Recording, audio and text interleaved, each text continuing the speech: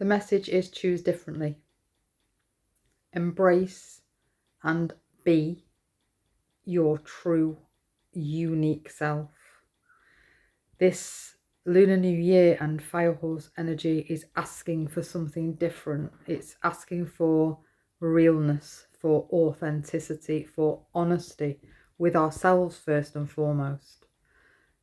And you will likely find that when you're shying away from speaking your truth, or you're kind of somehow dimming your light to fit in or be a different version of you around other people, you will feel that.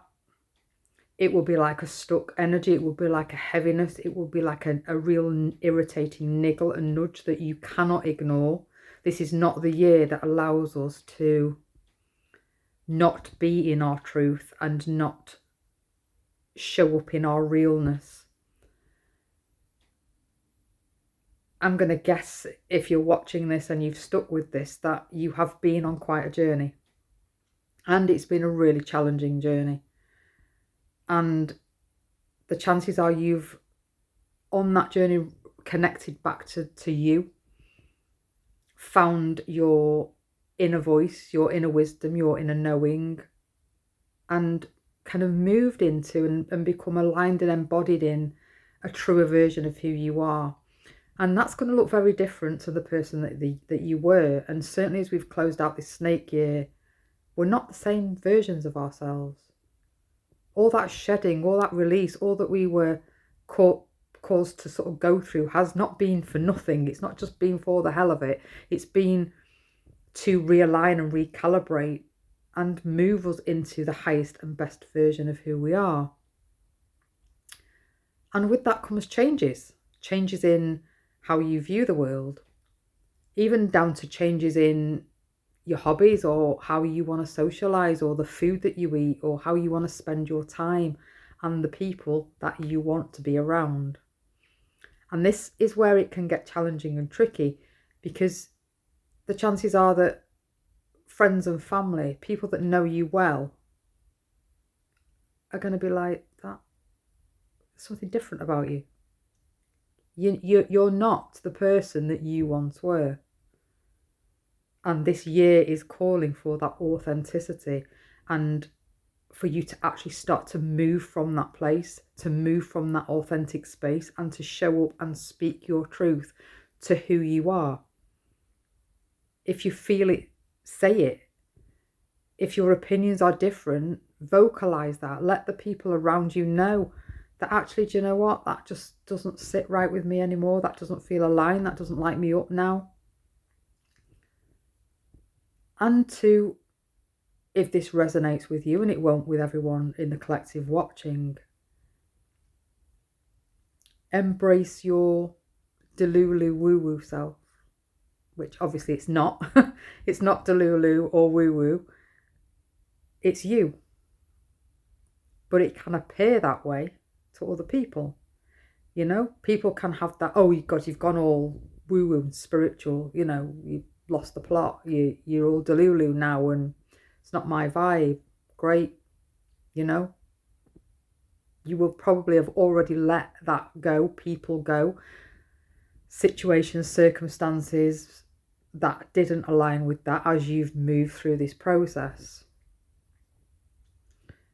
And it might be that you find yourself in situations where, in shifting this energy, in this transition phase now, as we get going and this year builds its momentum and is coming in fast, and the changes are quick, it's asking a lot of you.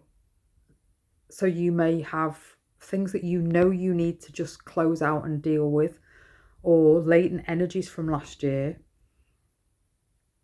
and you're reluctant to have the conversation, or you're reluctant to make the change or make the decision, because in doing so, it reveals a part of yourself that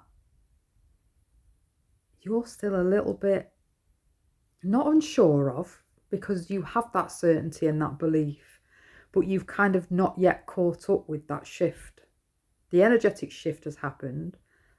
You believe and are anchored into that true version of yourself, but it's not kind of yet fully been embodied in your life and your material, physical world. You're not showing that part of yourself fully yet to other people, and therefore it can feel a little bit awkward. And there might be like a reticence. And if you're feeling that, this is your message that Spirit's asking you to just be aware of it. Be kind and compassionate and patient with yourself, but be aware of it and put that foot forward. Take that decision.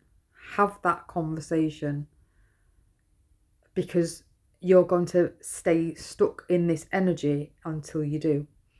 And it's going to be not just a gentle nudge anymore, but a huge flashing neon red sign of, come on, you are not being true and real to yourself, and you can't move forward until that happens.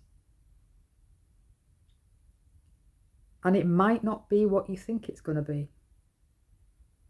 I've just had my own personal experience with this in something that rose for me that needed to go, needed to close this out. Very emotional, very difficult. I've done 2 videos today on it regarding baby loss. And I knew I needed to reach out to my ex-husband and have a conversation that was going to be hard and upsetting about our baby loss journey and experience. Okay, fair enough, you might be thinking, right, okay, so. But apart from that being that I had to speak my truth and my experience and my belief system around my first miscarriage, and it will make more sense if you go and watch the 2 baby loss videos. It also was called into and spoke to the fact that part of that journey for me around the loss of my 2 babies was a spiritual journey. And within my spiritual journey, within my practice, within my meditation, within my connection to Source, I was shown the gender of my 2 children, my 2 beautiful angel babies. And in doing so, was able to give them a name and an identity and that honour and respect and reverence that was always missing because I lost my babies early in pregnancy. So in order to have this conversation, I needed to speak to that to my ex-husband, who is not on that path and doesn't know me as that person. We've stayed friends, we have a good relationship. We went on to have 2 wonderful children and have a good relationship. So it wasn't like, in that respect, it was difficult, but the woman I am now is not the woman he knows. And we were both brought up in a very, very strict, conditioned, religious upbringing where things like that were an absolute no-no and the devil's work. So in having that conversation, I really needed to get real and speak to, this is the person I am. This was my experience. This is my belief. And accept that that might not have felt true for him, that he may not have been able to embrace that. Because that gender reveal was a spiritual experience, a connection to Source, a connection within to me and what my energy already knew in order to name our babies. And I had to be brave and dig deep and show that part of myself. And it all worked out brilliantly. And he did embrace it. And he was on board with it. And he was happy with it all. And it was incredibly cathartic and brought us both so much closure that we were able to name our unborn children after 36 and 37 years respectively, which meant a lot. So Spirit wants you to know that in standing up and showing your authentic, unique self and speaking to that and being that, letting the people around you see that, the people who are meant to stay will embrace it and support that, and the people that don't are not aligned anymore and are not serving your highest good, therefore will naturally, there'll be a process of falling away or however that looks. But trust that in you being authentic and speaking to you and your uniqueness and being real, that energy then can shift